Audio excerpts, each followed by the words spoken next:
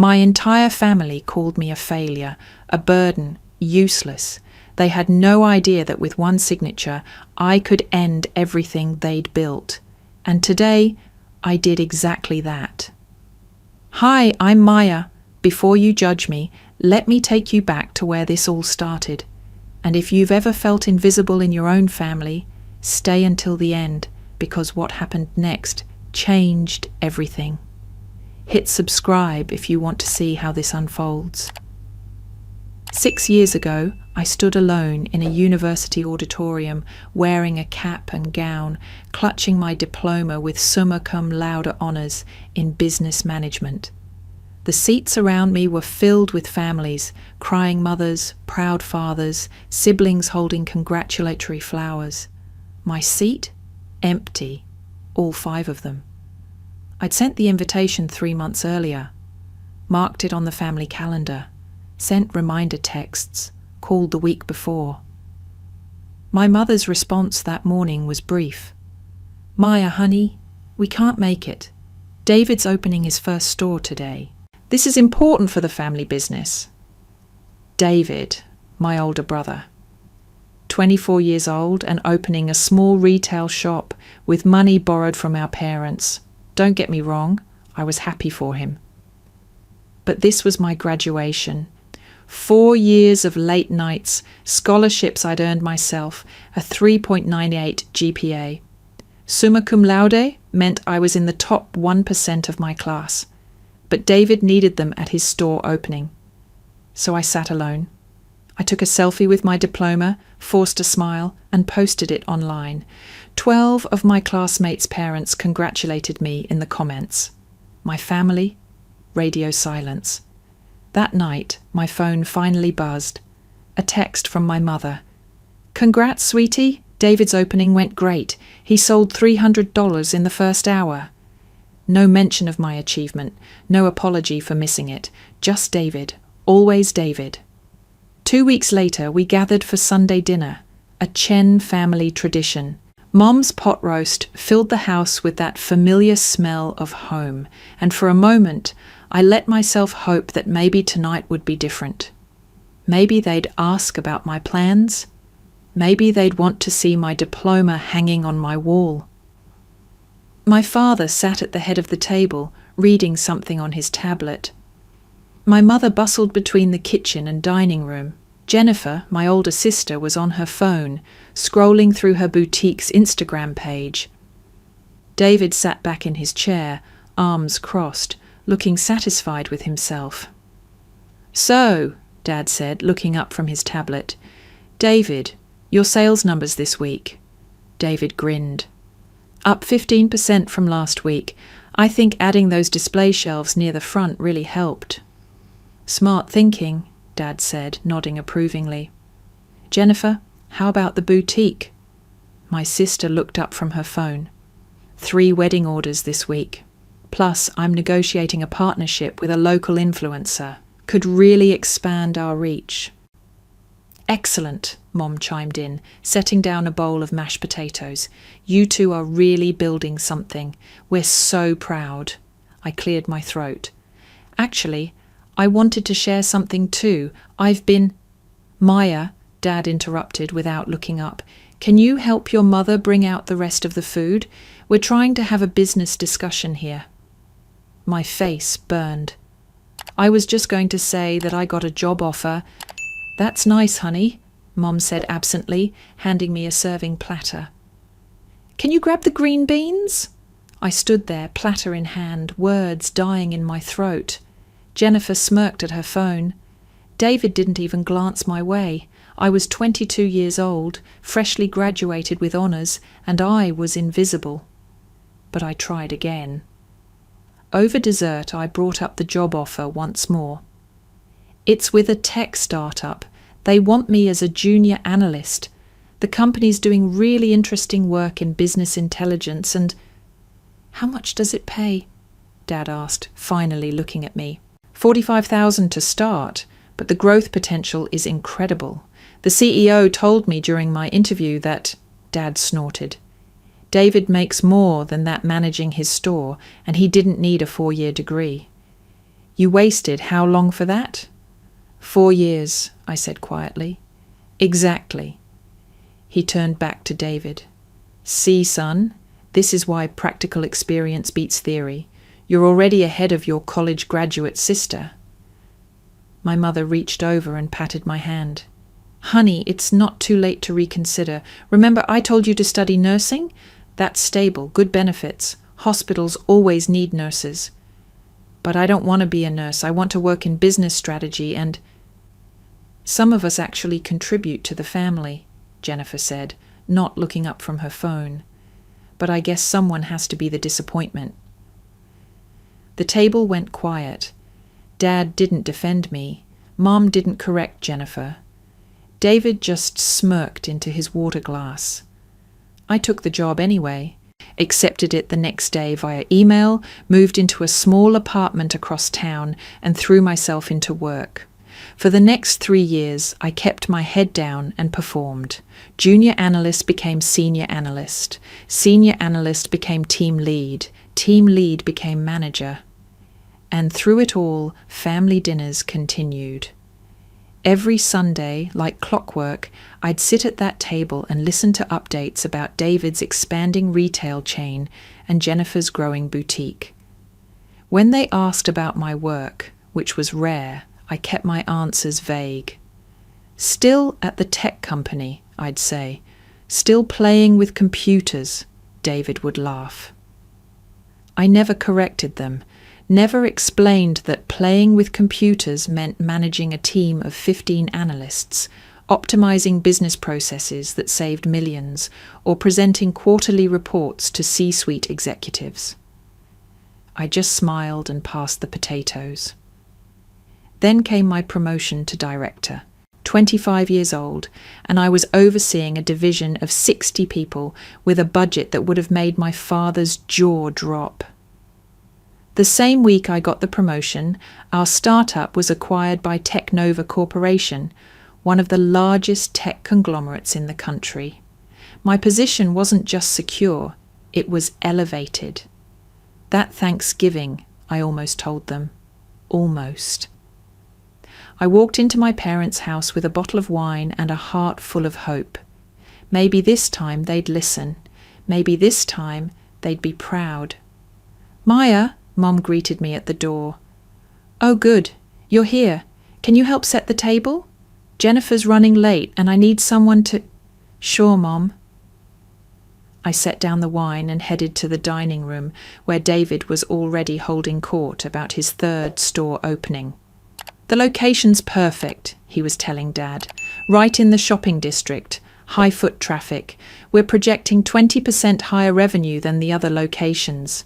3 stores, Dad said, shaking his head in admiration. At 27 years old. That's impressive, son. I finished setting the table and sat down. Jennifer arrived late, apologizing about a client call. We all settled in, blessed the food, and began eating. So, Maya, Aunt Carol said, she was visiting from Ohio, what have you been up to? Still working at that little tech thing? Before I could answer, Mom jumped in. Oh, she does some computer work, nothing too serious. My fork stopped halfway to my mouth. Nothing too serious. I was directing a team of 60 people, making strategic decisions that affected millions in revenue. But to her it was nothing too serious. Actually, I started. David, Dad interrupted. Tell us about the hiring process for the new store. Are you finding good employees? And just like that, I disappeared again. David launched into a story about interviewing candidates. Jennifer added commentary about hiring for her boutique. I sat there, eating turkey, feeling like a ghost at my own family's table. After dinner, I helped Mom clean up. Just the 2 of us in the kitchen, and I thought, maybe now, maybe in private she'd ask, really ask. Mom, I said carefully, drying a plate, can I tell you something about work? Of course, honey, she said, scrubbing a pot. I got promoted recently.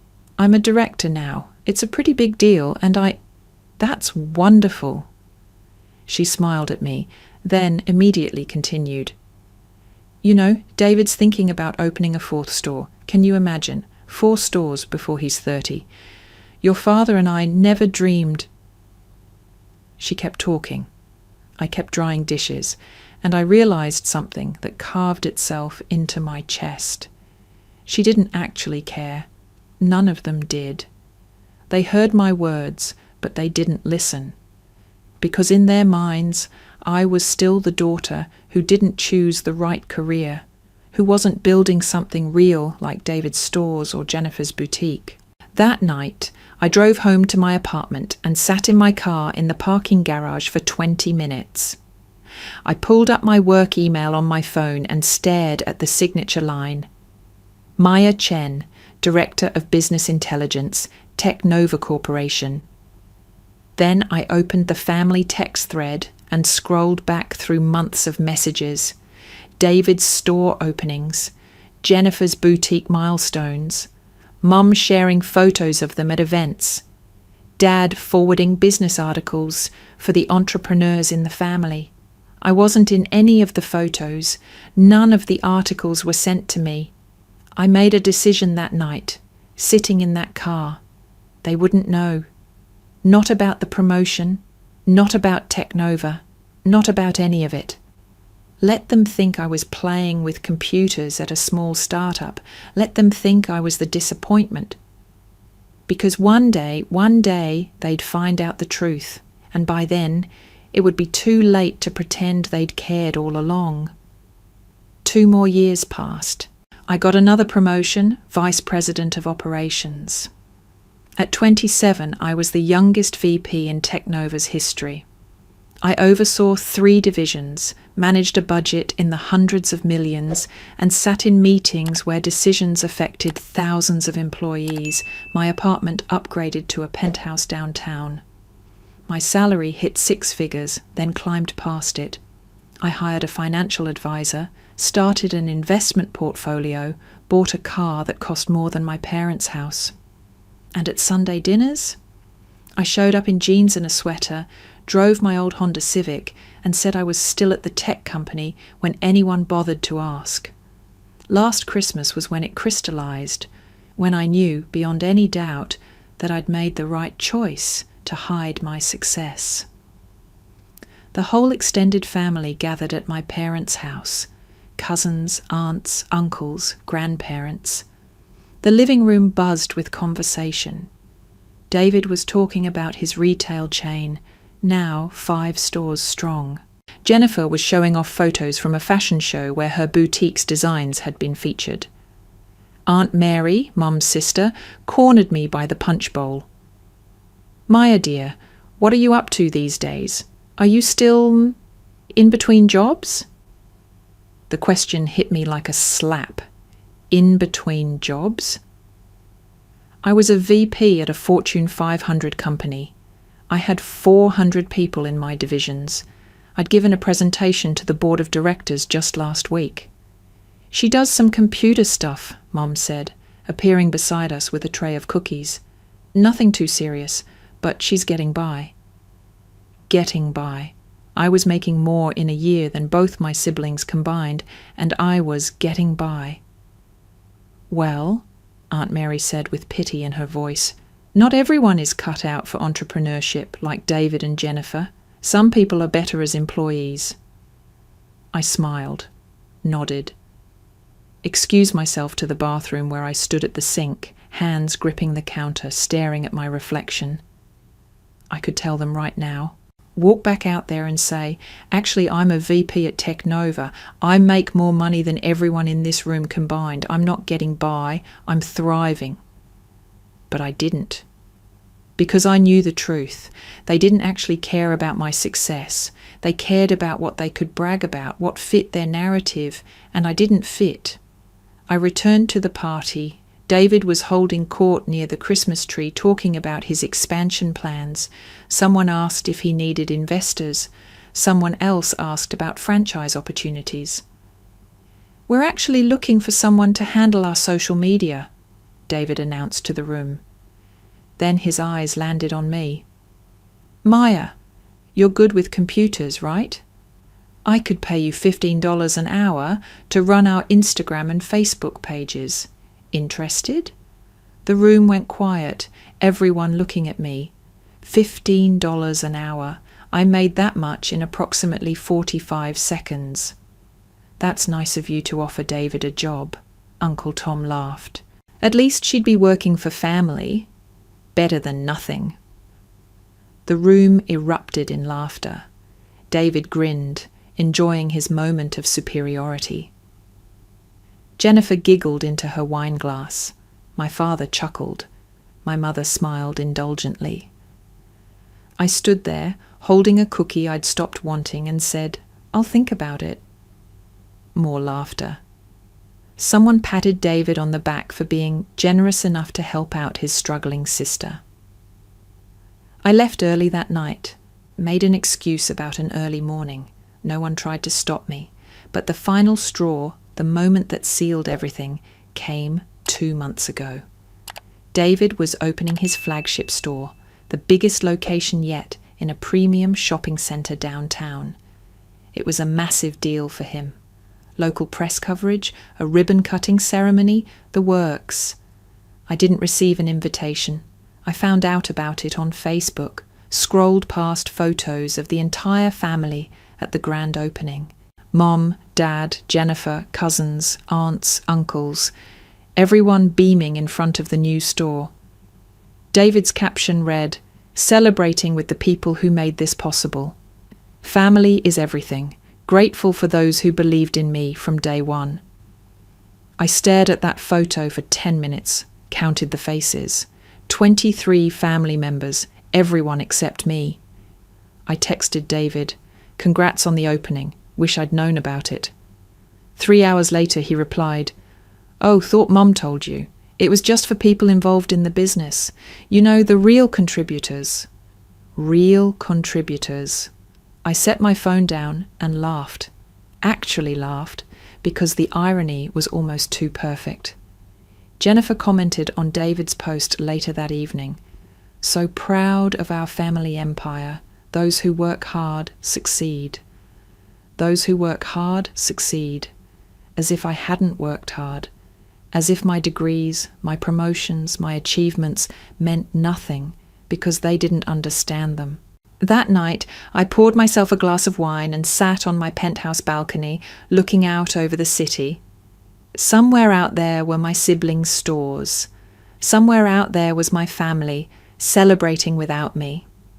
And somewhere in the TechNova corporate database was a file I'd been copied on earlier that week. A routine compliance report that had flagged something interesting.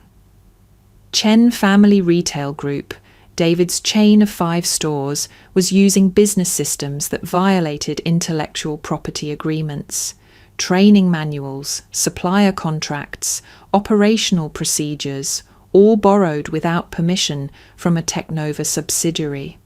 My assistant had flagged it for me with a note, "Conflict of interest disclosure needed. The flagged company shares your surname." I'd asked for 48 hours before responding, spent those hours digging deeper, and what I found made my blood run cold, then hot, then cold again. David hadn't just borrowed a few templates. He'd somehow gotten his hands on proprietary systems worth millions in development costs. Supply chain software, inventory management tools, employee training protocols.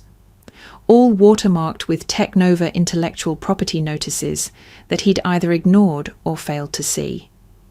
Worse, he'd been using them for 2 years, building his empire on stolen foundations. And I, the useless sister, the disappointment, the one not invited to his flagship opening, was the VP who oversaw that subsidiary, the one whose signature was required to authorize legal action. The file sat on my desk for 2 days. I read it 3 times, verified every detail, consulted with our corporate attorney, Marcus Webb. "It's clear-cut IP violation," Marcus told me in his office. "Cease and desist at minimum, possibly a lawsuit for damages. We could shut them down in 72 hours. "They don't know," I said quietly. "Sorry?" "They don't know who I am. what I do. They think I'm... I trailed off, then looked at Marcus. They think I'm nobody. Marcus studied me for a long moment. This isn't just business for you, is it? No, I admitted, but it needs to be handled correctly. I want to give them one chance. One chance to what? To see me, really see me, before everything changes. Marcus leaned back in his chair. Maya, I've known you for 3 years. I've watched you build your career with integrity and precision. Whatever you decide to do, make sure it's something you can live with. I nodded. I will. He handed me a folder. Then here's what we'll do. Standard procedure would be immediate legal action. But given the personal complications, we can give a courtesy notification first, 48 hours to respond before we proceed. No, I said, an idea forming. I'll handle the notification personally. Marcus raised an eyebrow. You want to tell them yourself? I want them to hear it from me, in person, all of them together. That's unconventional. So is finding out your siblings built their businesses on stolen property. I stood, taking the folder. I'll arrange a family dinner, this Saturday, then you'll hear from me Sunday morning about how to proceed. Marcus stood as well. Maya, are you sure about this? Once you reveal your position, there's no going back. Your family will know everything. Good, I said. It's time they did. That evening, I composed an email to my entire family. Typed it, deleted it, typed it again. Finally settled on something simple. Family dinner at my place this Saturday. 7 p.m, important announcement, please come. Maya. I hit send before I could second-guess myself. David replied first. Can't. Business meeting with potential investors. Jennifer's response came next. What kind of announcement? Is it actually important? My mother wrote, Maya, if you're asking for money again. I stared at that message. Asking for money again? I'd asked them for help exactly once 3 years ago when my car broke down and I'd needed $400 for repairs. I'd paid them back within a month. But apparently that made me the family charity case. I replied to the group, I'm not asking for anything, just please come. 7 p.m. Saturday. My father finally responded, Fine, but we can't stay long. Real businesses don't run themselves. Real businesses. The words burned. I spent the next 3 days preparing, not food. I ordered catering from the best restaurant in the city, not my apartment. It was already immaculate. I prepared myself, mentally rehearsed what I'd say, how I'd say it. Practiced keeping my voice steady, my emotions in check. Friday night, I couldn't sleep, lay in my king-size bed, staring at the ceiling, running through scenarios. What if they didn't believe me? What if they accused me of lying? What if they laughed? But then I remembered David's text. Just for people involved in the business, the real contributors. And I remembered Jennifer's comment, those who work hard succeed. And I remembered my mother telling Aunt Mary, she does some computer stuff, nothing too serious. And I remembered my father. Real businesses don't run themselves. At 3 a.m, I got up and walked to my home office, pulled out my briefcase and loaded it with documents, corporate letterhead with my name and title, the IP violation report with David's stores highlighted, supply chain contracts he'd illegally copied, training manuals bearing Technova watermarks. Then I added one more thing, a family photo from 5 years ago, the only one where I appeared, though barely. I'd been cropped to the very edge of the frame, half my face cut off. Jennifer had posted it on Facebook with the caption, Family is everything. I tucked that photo into the briefcase last, closed it, locked it. Saturday morning, I woke to a text from Jennifer. Do we need to bring anything? I replied, just yourselves. At 6 p.m, I arranged the catered food on my dining table. Italian, my favourite, though my family wouldn't know that. They'd never asked. The table looked elegant, professional, the kind of setting where important conversations happened. I changed into a simple but expensive blouse and slacks, did my makeup carefully, pulled my hair back, looked at myself in the mirror and barely recognised the woman staring back. 6 years ago, I'd been the invisible daughter, the disappointment, the one who didn't matter. Now I was Vice President Maya Chen, and tonight my family was going to meet her for the first time. The buzzer rang at 7:03 p.m. They were late, but that was expected. I pressed the button to let them up, smoothed my blouse, and waited by the door. David arrived first, already on his phone. Jennifer was right behind him, looking around my apartment with obvious surprise.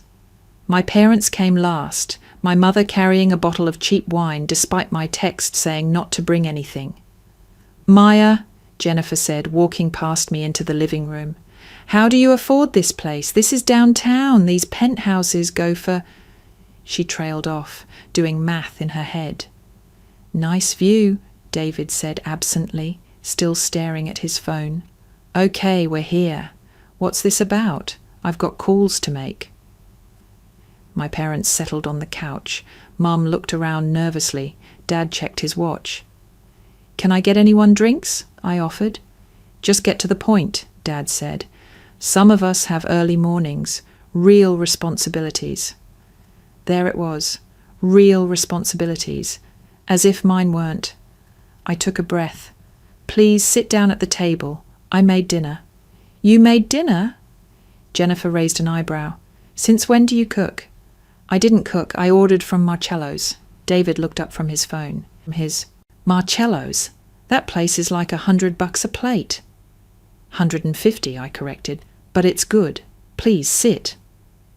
They exchanged glances but moved to the table. I served the food, poured wine, played the gracious host, made small talk about the weather, the traffic, anything neutral. My mother kept fidgeting. Jennifer kept glancing around my apartment, clearly trying to figure out how I could afford it. David's phone buzzed every 30 seconds. Finally, Dad set down his fork. "Maya, enough. Why are we here?" I set down my own fork, folded my hands. "I wanted to talk about your businesses. How are the stores doing, David?"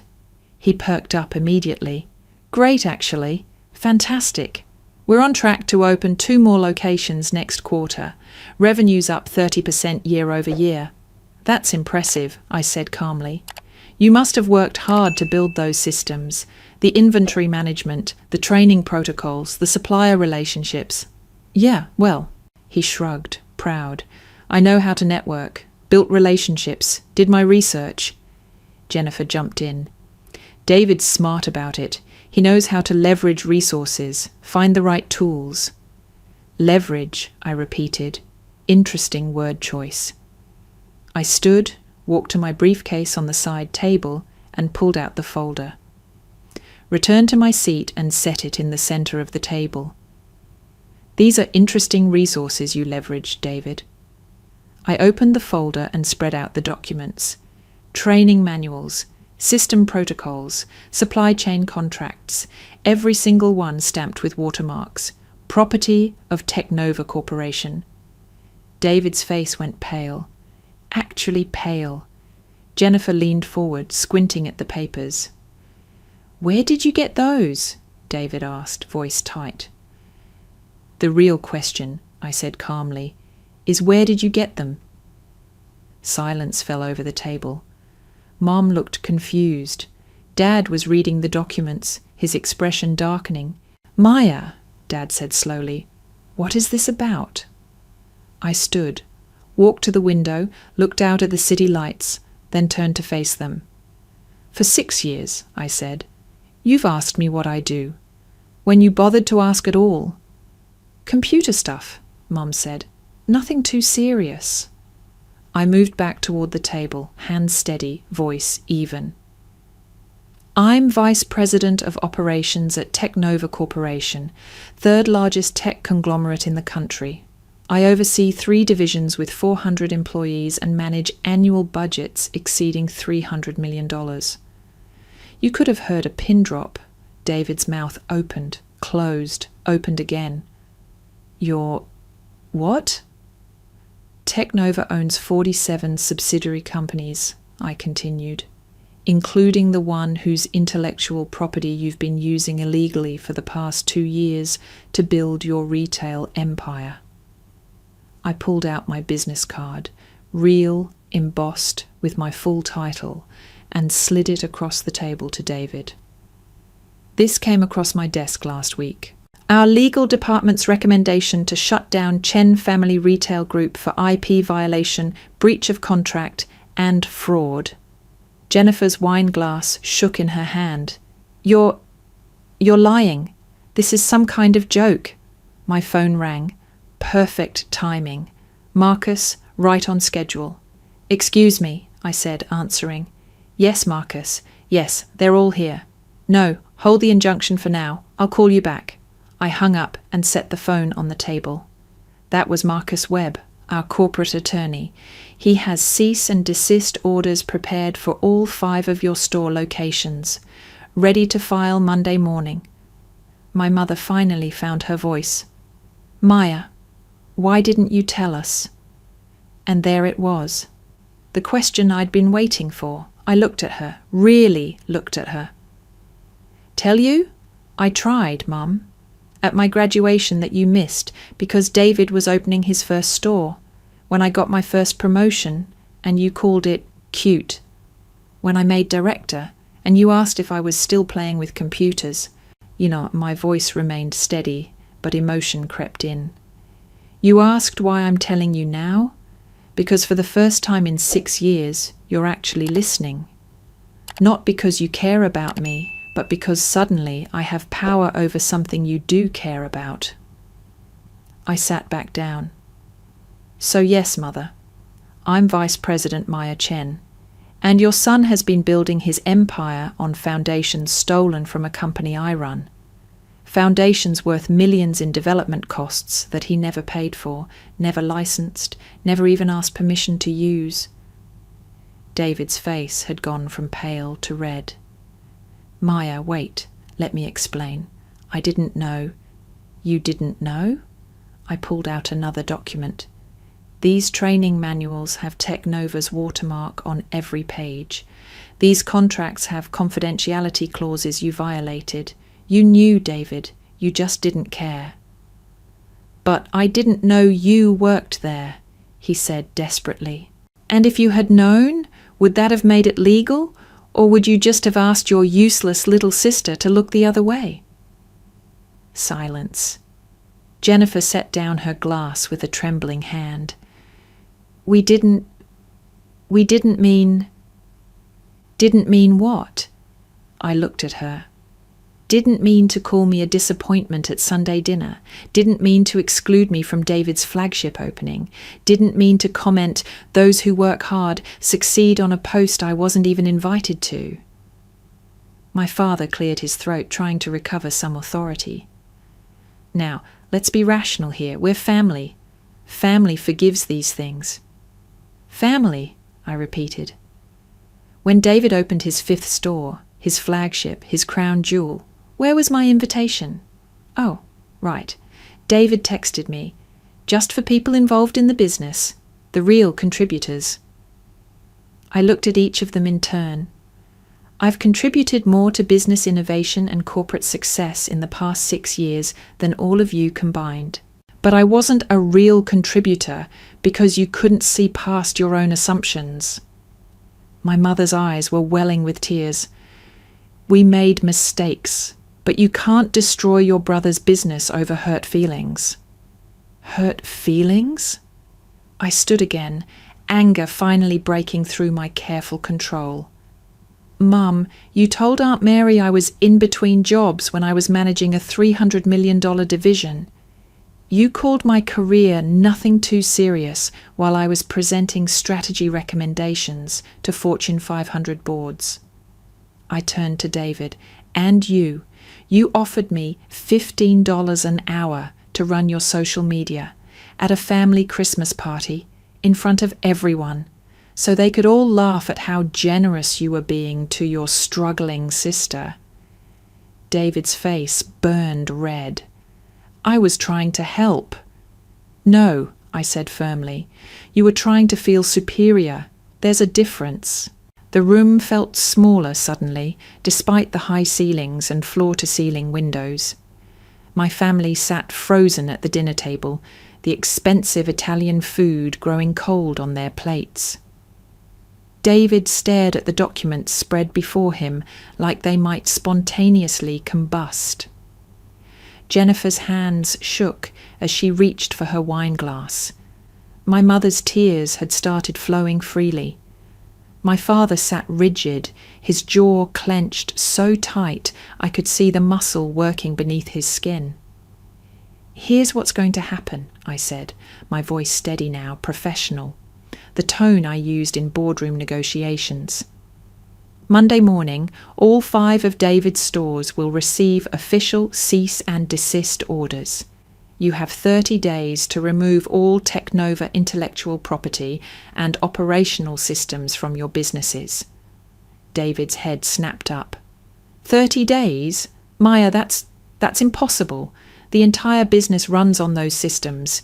Inventory, payroll, scheduling, supplier orders, everything. You should have thought about that before you stole them. I didn't steal them. His voice rose, defensive.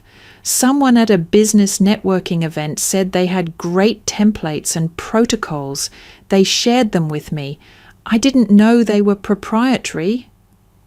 I pulled out another document, an email chain I'd found during my investigation, slid it across the table to him.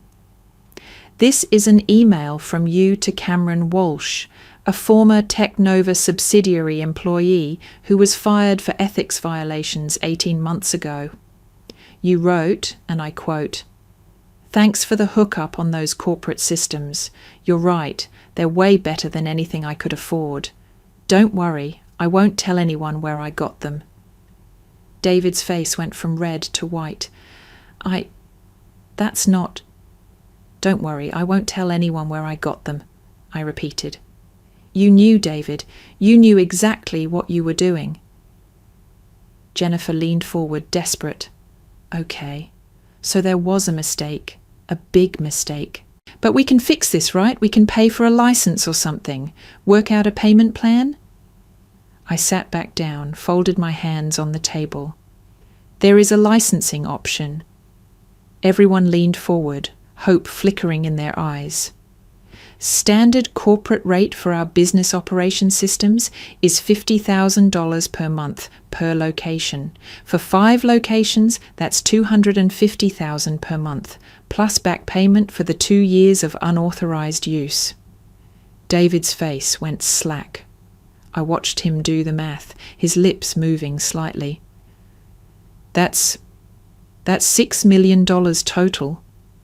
6.1 million actually, including interest and penalty fees for unauthorized use. We don't have that kind of money, Jennifer's voice cracked. Our boutique's profit margin we can't afford. Then you close the stores, I said simply. Declare bankruptcy. Start over. You know, like you all suggested I do when I told you about my little tech thing 6 years ago. Remember that, David? You told me I should quit and work for you instead, that I was wasting my time with computer fantasies. My father finally spoke, his voice low and measured. Maya, I understand you're angry. You have every right to be. We made mistakes. Mistakes? I laughed, and it came out bitter. A mistake is forgetting someone's birthday. This is 6 years of systematic dismissal. 6 years of being treated like the family embarrassment while I built a career that dwarfs anything any of you have accomplished. We didn't know, my mother cried. How could we have known if you didn't tell us? I turned to her slowly. I tried to tell you, Mom, over and over, but you never listened. Do you remember my 25th birthday, 3 years ago? She blinked, confused. Your birthday? You called me that morning, asked if I could babysit Jennifer's kids that evening because she had an important client dinner. I told you I couldn't because I had my own work event. Do you remember what you said? My mother's face showed no recognition. You said, Maya, Jennifer's dinner is actually important. Her business depends on these clients. Whatever you have going on can wait. My voice remained steady, but inside, that old wound reopened. My whatever was being honoured as one of the top young executives in the state at a Chamber of Commerce gala. There were news reporters there, industry leaders. The governor gave the keynote speech.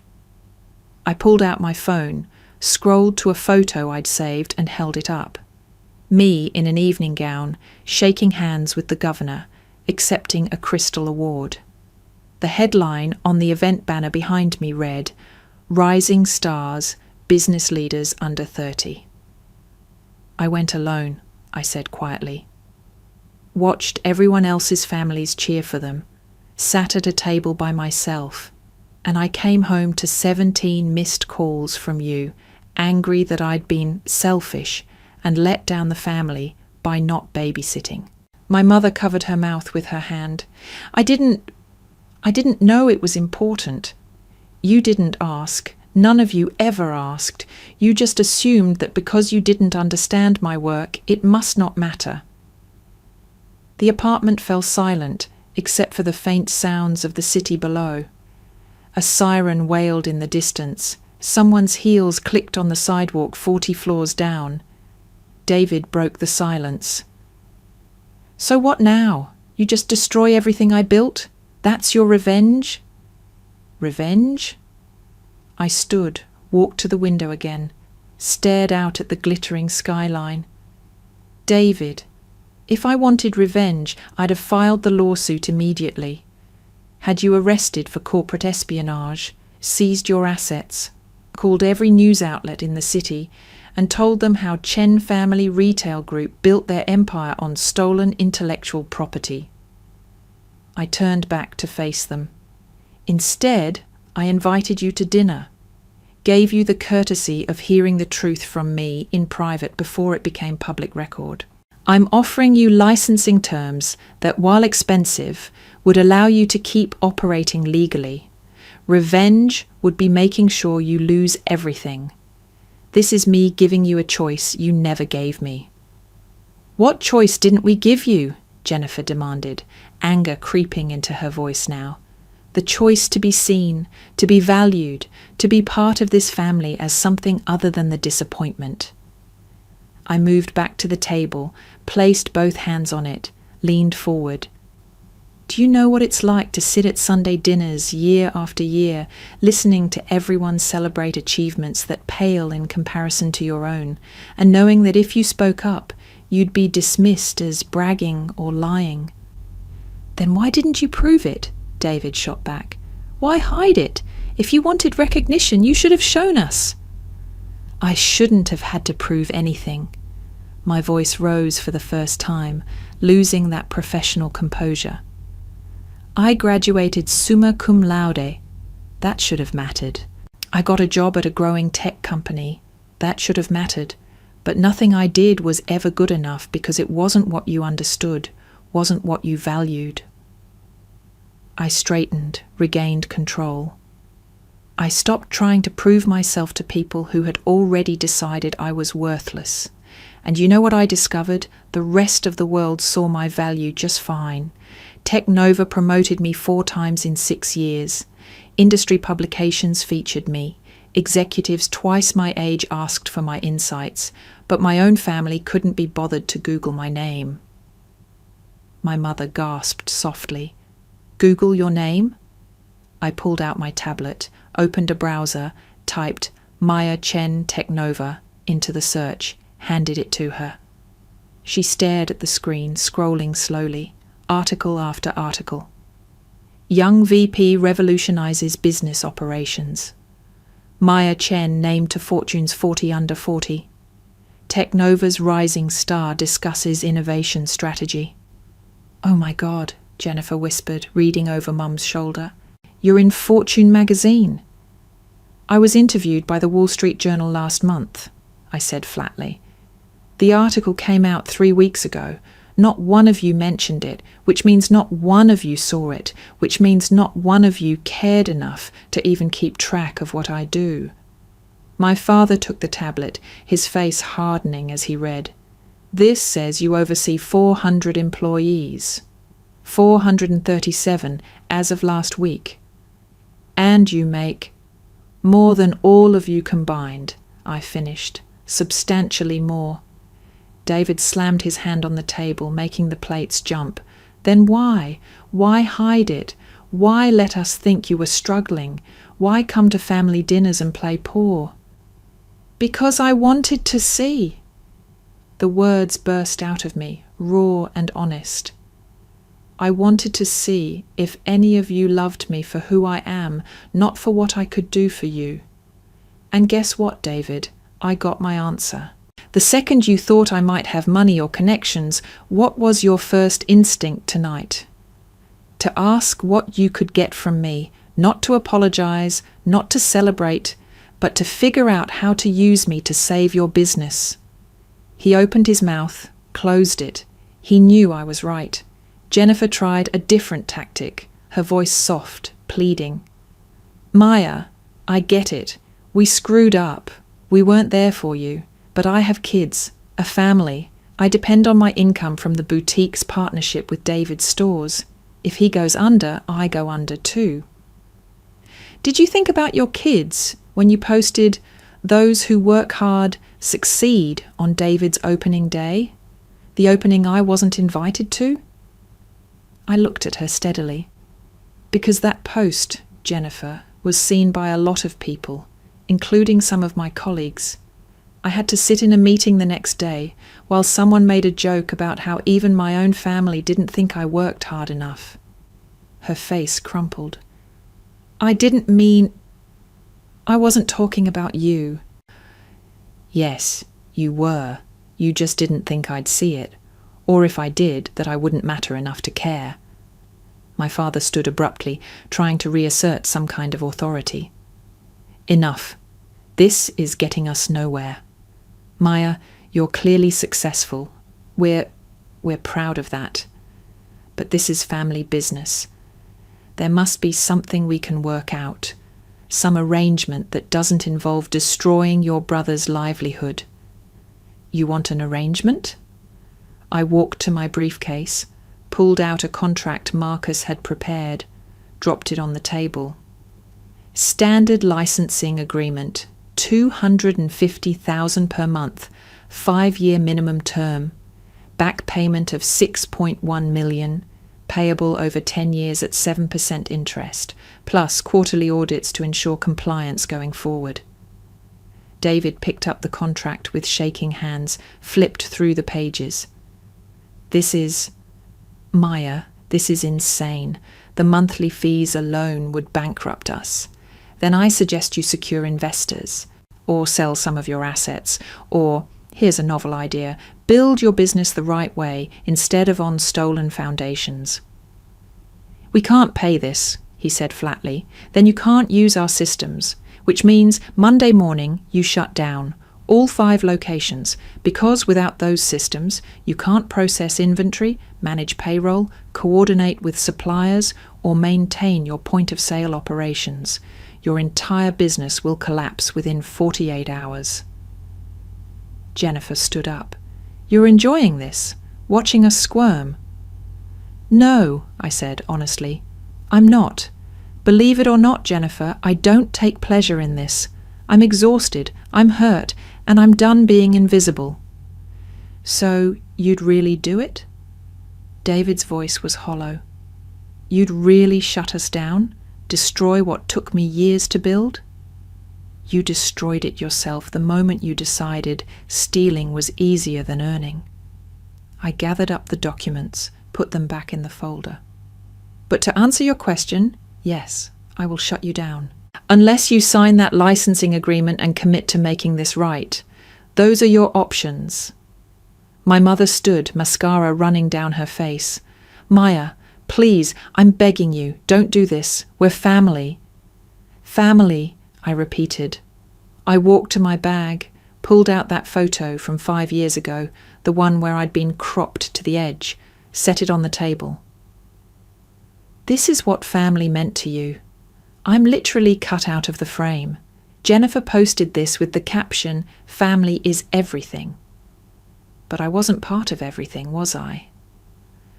Mum stared at the photo, then burst into fresh tears. I tried so hard, she sobbed. I tried to be a good mother to all of you. You were a good mother to them, I said, and my voice finally broke. But you were barely a mother to me. I was the afterthought, the consolation prize, the daughter who existed on the periphery while you poured everything into David and Jennifer. That's not fair, Dad interjected. We treated all of you equally. Equally? I laughed through the ache in my chest. Dad, when was the last time you asked about my life? Really asked, not just, how's work, while scrolling through your phone. He had no answer. When was the last time you called me just to talk? Or invited me to lunch, just the two of us? Or told me you were proud of me? Silence. That's what I thought. I moved toward the door, a clear signal. You have until Monday morning to make your decision. Sign the licensing agreement and commit to paying what you owe, or face the cease and desist orders and subsequent lawsuit. Marcus will be in his office from 8 a.m.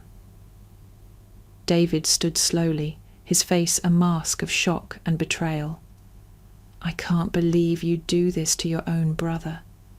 I can't believe you stole from your own sister's company and then mocked her for being unemployed. I didn't know it was your company.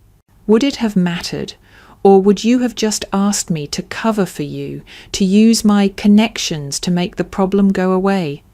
Like tonight, your first instinct wasn't to apologize for using stolen property, it was to figure out how to avoid consequences.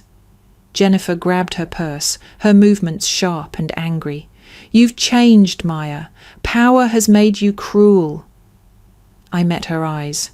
No, Jennifer. Power made me visible, and you can't stand finally seeing what you ignored. She flinched. My parents moved toward the door. Mom paused, turned back. Can we call you to talk about this more? You have my business number. Use it like any other client would. Client? Her voice cracked. Is that what we are to you now? What was I to you? I countered. When you told Aunt Mary I did computer stuff? When you forgot my birthday last year? When you posted that family photo without me in it? What was I then? She had no answer. None of them did. David was the last to leave. He stopped at the door, turned back. You used to be kind, caring. What happened to you? I grew up, I said simply. I stopped waiting for my family to love me enough to see me. This isn't love, he spat. This is vindictive. This is boundaries, I corrected. Something I should have established years ago. He shook his head, bitter and angry.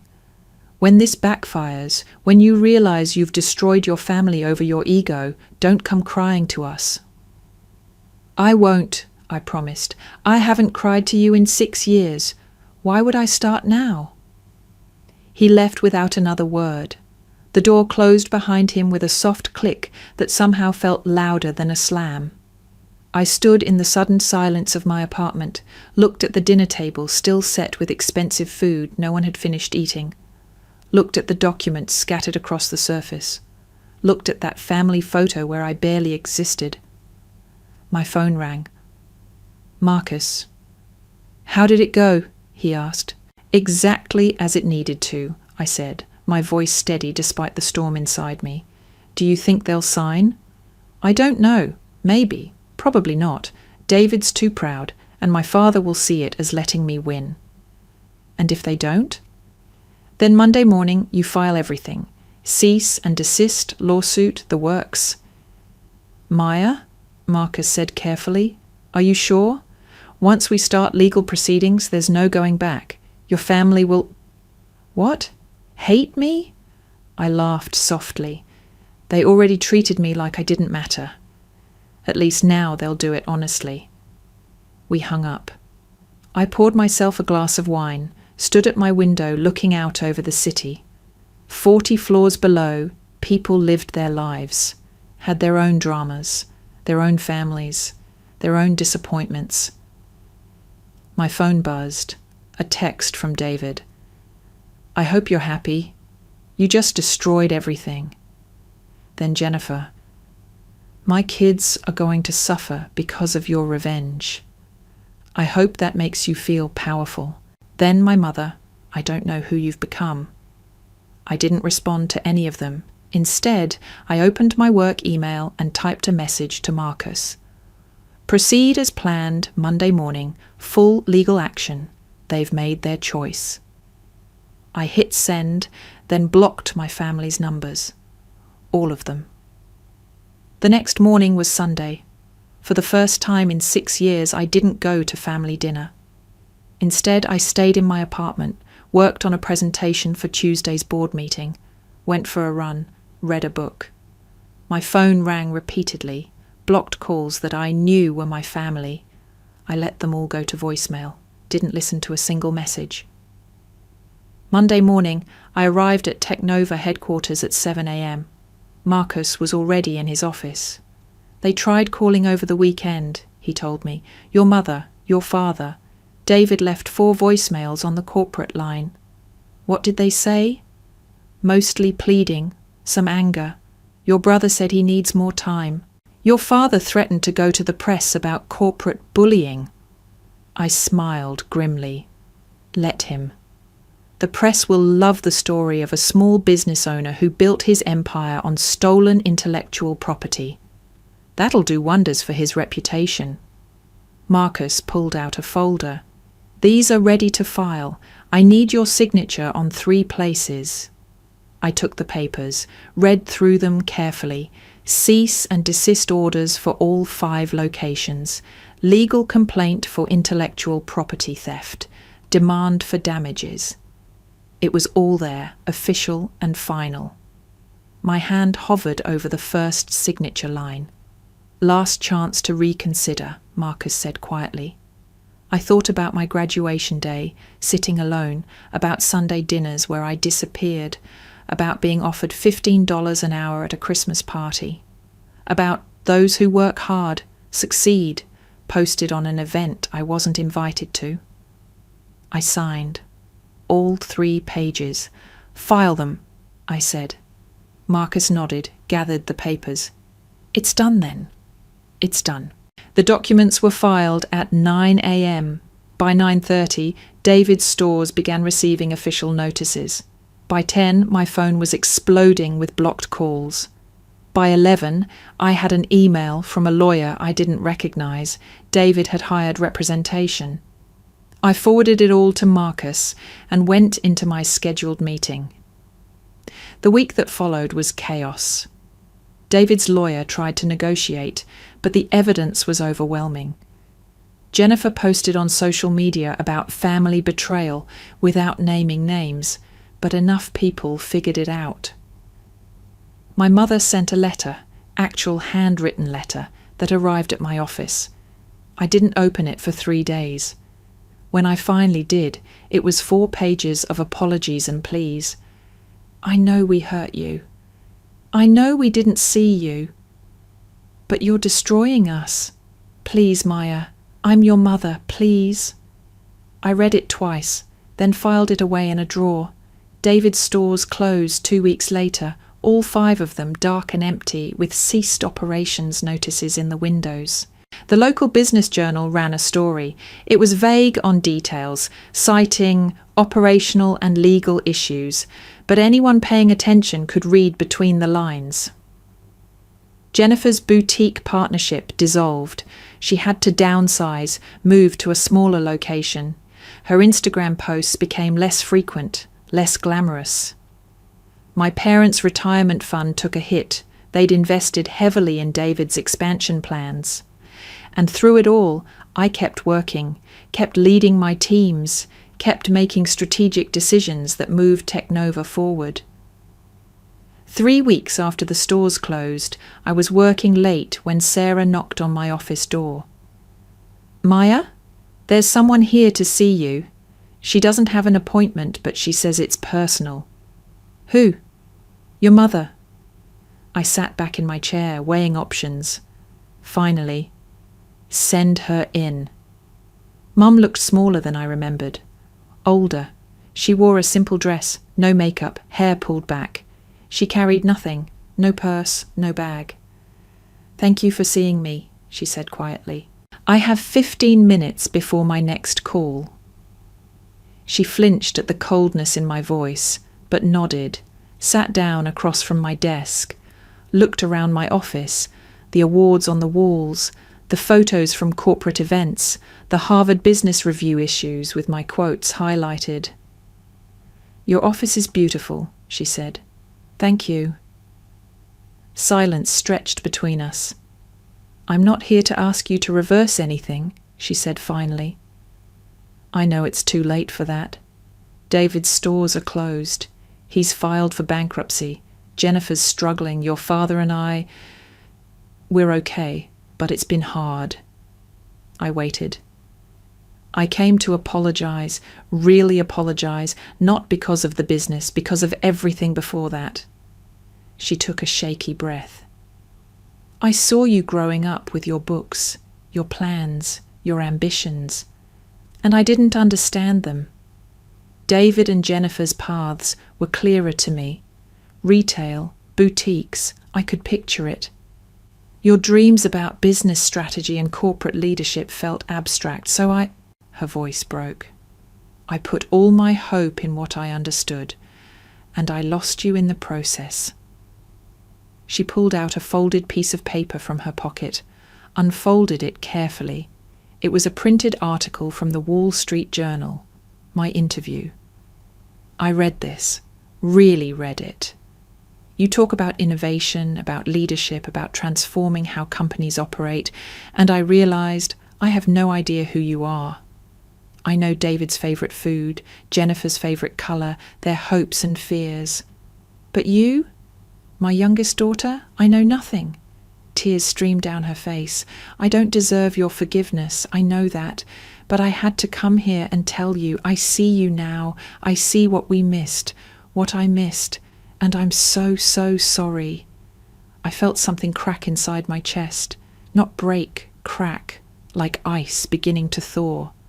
"Mom," I said carefully, "I appreciate you coming, but an apology doesn't erase 6 years of being invisible. It doesn't undo the times you forgot my birthday, or told people I was unemployed, or made me feel like the family disappointment." "I know," she whispered. "I know it doesn't. So what do you want from me?" She looked up, eyes red. "Nothing. I don't want anything. I wanted you to know that I see you now, that I'm sorry I didn't before, and that if someday you're ready, I'd like to try, to get to know who you really are." Something in her voice, the raw honesty of it, touched something I'd locked away. "I'm not ready for that," I said honestly. "I'm not ready to let you back in, to trust that you won't just disappoint me again." She nodded, standing. "I understand." She moved toward the door, then paused, turned back. "For what it's worth, I am proud of you, what you've accomplished, who you've become. I should have told you that years ago, every day. But I'm telling you now, even if it's too late, I need you to know." She left before I could respond. I sat at my desk for a long time after she'd gone, staring at nothing, processing, feeling things I'd worked hard not to feel. My phone buzzed, a text from an unknown number. Mom must have gotten a new phone or was texting from someone else's. "When you're ready, if you're ever ready, I'd like to have coffee, just to talk. No expectations, no pressure, but I'm here. Mom." I stared at the message for a full minute, then typed back, "Maybe, Next month. We'll see. I hit send before I could second guess it. Over the following weeks, life settled into a new rhythm. David and Jennifer didn't reach out. My father sent one email, brief, formal, acknowledging my professional accomplishments, but nothing more personal. I didn't respond. Work continued. A major acquisition deal came across my desk.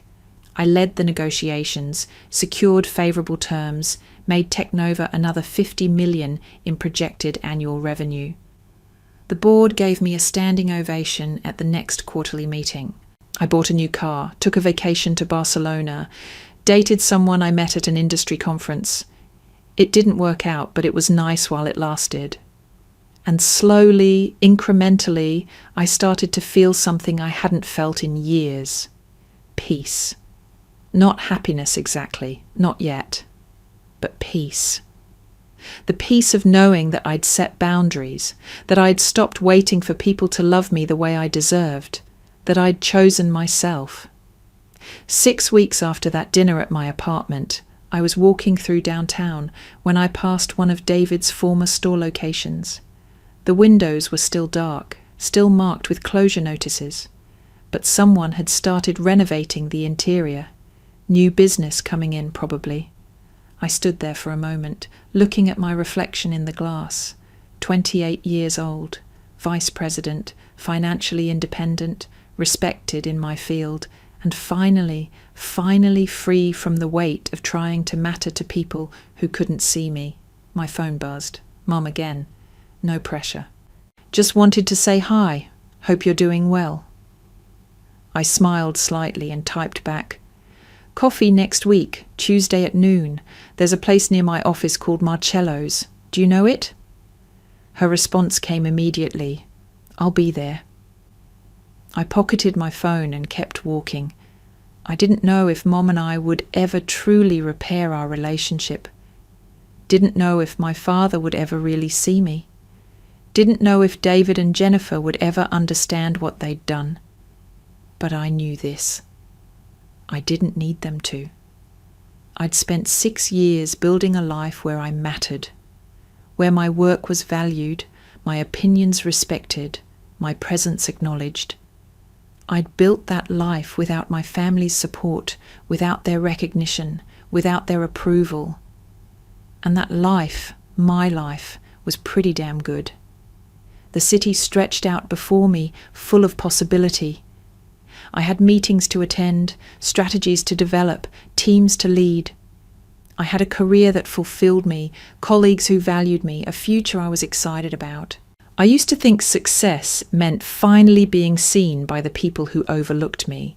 But real success, true success, is seeing yourself clearly enough that their oversight stops mattering. I pulled out my phone one more time, opened the Notes app, and typed something I'd been thinking about for weeks. To anyone who's ever felt invisible in their own family, to anyone who's been called useless by people who should have believed in you first, to anyone still waiting for validation from people who can't see your worth, this is for you. You're not alone, you're not worthless, and you don't need anyone's permission to know your value. Sometimes the people closest to us are the last to see what we're capable of. But that doesn't make it any less real. You are enough. You were always enough. And the moment you believe that, really believe it, is the moment you become unstoppable. I saved the note. Maybe I'd post it somewhere someday. Maybe I'd just keep it for myself. Either way, it was true. I didn't fire my family for revenge. I fired them from the position they held in my life, the position where their opinion defined my value, where their acknowledgement determined my worth, where their love was something I had to earn instead of something freely given. And that liberation, that freedom from the weight of their expectations and disappointments, that was worth more than any title, any salary, any recognition the business world could offer. I took one last look at my reflection in that darkened store window, straightened my shoulders, smiled at the woman looking back at me, strong, successful, and finally free. Then I walked away toward the life I'd built, the future I was creating, and the person I'd become despite everything. And I never looked back.